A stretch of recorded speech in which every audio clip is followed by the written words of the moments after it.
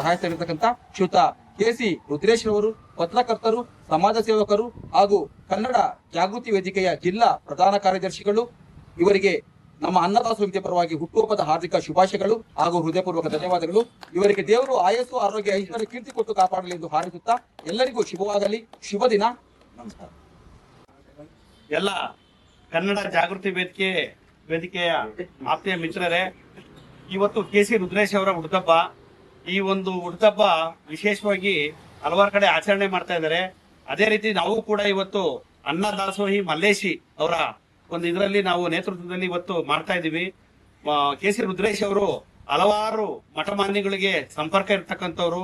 ಆಸ್ಪತ್ರೆಯಲ್ಲಿ ಸಾವಿರಾರು ಜನಕ್ಕೆ ಕರ್ಕೊಂಡೋಗಿ ಉಚಿತವಾಗಿ ಚಿಕಿತ್ಸೆ ಕೊಡಿಸಿರೋಂಥವ್ರು ಮತ್ತು ಕನ್ನಡ ಜಾಗೃತಿ ವೇದಿಕೆಯ ಜಿಲ್ಲಾ ಪ್ರಧಾನ ಕಾರ್ಯದರ್ಶಿಗಳಾಗಿ ಕಾರ್ಯನಿರ್ವಹಿಸ್ತಾ ಇದ್ದಾರೆ. ಪತ್ರಕರ್ತರ ಸಂಘದಲ್ಲೂ ಕೂಡ ಇವರು ಗೌರವ ಅಧ್ಯಕ್ಷರಾಗಿ ಕಾರ್ಯನಿರ್ವಹಿಸ್ತಾ ಇದ್ದಾರೆ. ಅಂತ ಒಬ್ಬ ಕ್ರೀಡಾ ಸಮಾಜ ಸೇವಕ ಮತ್ತು ಕನ್ನಡ ಪರ ಹೋರಾಟಗಾರ ಪತ್ರಕರ್ತ ಮಿತ್ರ ಕೆ.ಸಿ. ರುದ್ರೇಶ್ ಅವರಿಗೆ ನಾವು ಕನ್ನಡ ಜಾಗೃತಿ ವೇದಿಕೆ ವತಿಯಿಂದ ಇವತ್ತು ಅವರು ಧರ್ಮ ಸಂಸ್ಥಾಪನಾ ದಿನಗಳನ್ನ ಹಲವಾರು ಸಾರಿ ಅವರು ಆಚರಣೆ ಮಾಡಿರೋದ್ರಿಂದ ಭಗವದ್ಗೀತೆ ಪುಸ್ತಕವನ್ನ ಕೊಡೋದ್ರ ಮುಖಾಂತರ ನಾವು ಇವತ್ತು ಅವರಿಗೆ ಅಭಿನಂದನೆಗಳನ್ನ ಸಲ್ಲಿಸ್ತಾ ಇದ್ದೀವಿ.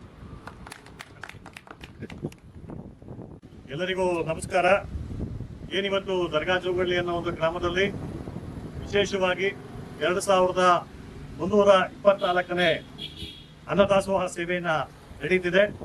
ಈ ಒಂದು ಸಂದರ್ಭದಲ್ಲಿ ಇವತ್ತಿನ ದಿವಸ ನಮ್ಮ ಕನ್ನಡ ಜಾಗೃತಿ ವೇದಿಕೆಯ ಜಿಲ್ಲಾ ಪ್ರಧಾನ ಕಾರ್ಯದರ್ಶಿಗಳು, ಬಿಜೆಪಿ ಮುಖಂಡರು, ಸಾಮಾಜಿಕ ಹೋರಾಟಗಾರರು ಹಾಗೂ ಕನ್ನಡ ಪರ ಹೋರಾಟಗಾರರಾದಂಥ ಶ್ರೀ ಕೆ.ಸಿ. ರುದ್ರೇಶ್ ಅವರಿಗೆ ನಮ್ಮ ಕನ್ನಡ ಜಾಗೃತಿ ವೇದಿಕೆ ಪರವಾಗಿ ಹುಟ್ಟುಹಬ್ಬದ ಶುಭಾಶಯಗಳನ್ನ ಕೋರುತ್ತಿದ್ದಾರೆ.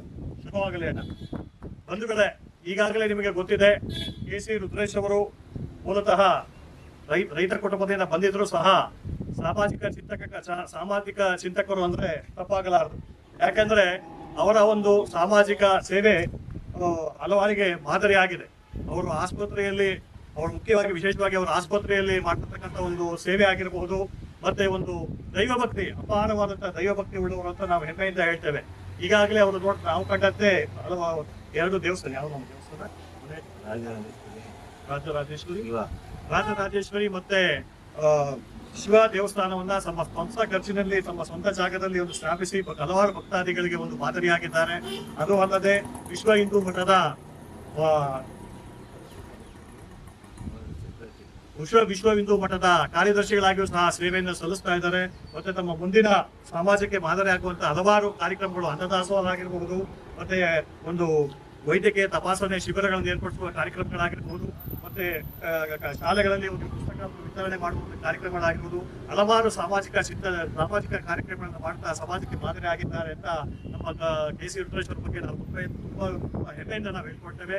ತಾಯಿ ಭುವನೇಶ್ವರಿ ಅವರಿಗೆ ಆಯುರಾರೋಗ್ಯ ಕೊಟ್ಟು ಕಾಪಾಡಲಿ. ಮತ್ತೆ ಅವರು ಇನ್ನು ಮುಂದಿನ ದಿನಗಳಲ್ಲಿ ಇನ್ನೂ ಹೆಚ್ಚಿನ ಸಾಮಾಜಿಕ ಚಿಂತನೆಗಳಿಗೆ ಮತ್ತೆ ಸಾಮಾಜಿಕ